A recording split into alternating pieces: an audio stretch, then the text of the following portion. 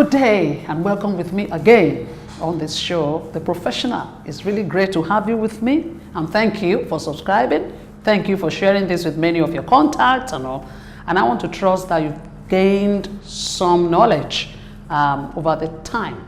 Could you please give us your feedback? It would be nice to hear from you. What do you think? Do you have some instances and examples to share and stories to tell? Come on, please. Let's hear you out as well. Thank you. So today I'm going to progress the conversation by treating the letter A.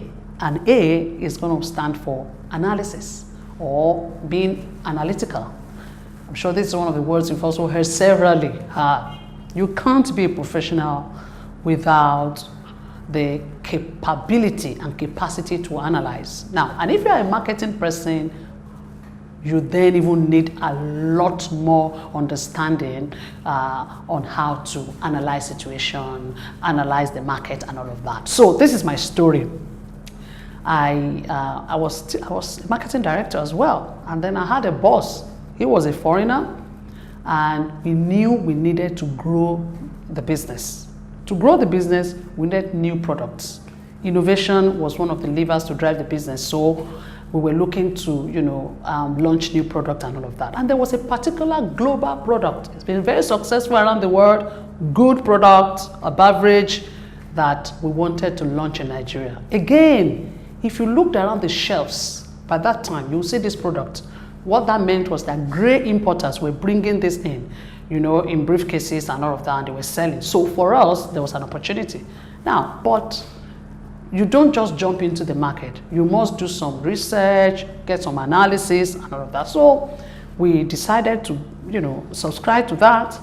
But deep in our hearts, my boss and I, we were ready to launch that product. It doesn't matter. It didn't matter what analysis was going to tell us. Okay, so we did the analysis and all, and the survey showed that some people, like 15% of respondents, thought that that product should be reformulated for this market.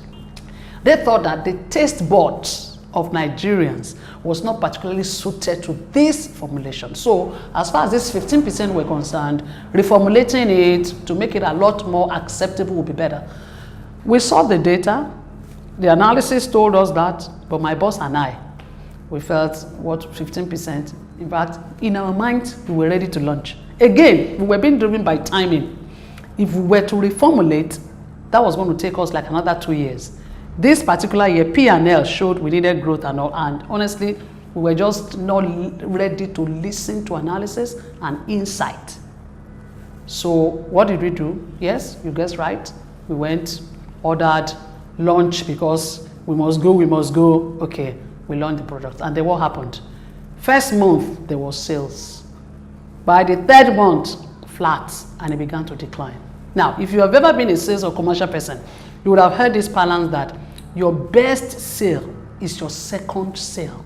Why? Because your first sale is a trial. People just want to try the product and see. Your second sale means they most likely like what they saw and they've come back. So when you keep having second and third and all, you are in business. Otherwise, pack your load. You can imagine what happened to us. We had imported, we had banked on it and all, but it was bang down. Failure. We failed. Now, even when field reports started telling us we haven't done well, it's not moving, and all of that is staying on shelf and all, we were both defending it until after a while we knew this was doomed. And what was it? Error of judgment. And you see, what has happened? Our head was running faster. We thought we knew the market. We thought we could discountenance a little percentage of the people. Yeah? We thought we needed to launch because we wanted to make sales, keep the P&L by all means and all of that. So analysis, we didn't use analysis rightly and we failed. Now, so what's the learning here? If you are a manager, a professional, you must follow processes. Organizations put processes in place to reduce and eliminate risks as much as possible. So when we think we know more than the ancient, we oftentimes fall flat. You don't want to fall flat. Are there processes within your business that has been laid down to follow them. I must also note here that it's not every time your analysis tells you to go that you go. There are times analysis tells you, business service tells you go, but there will be superior judgment. That is fine, but not when you have predetermined the solution in your heart.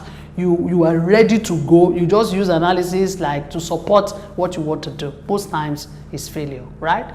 So a professional manager must be analytical.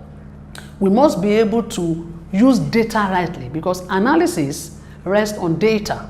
So you get information, you get data and facts, your ability to chronicle it, string them together, thread them together, and then begin to make meaningful deductions out of that is analysis.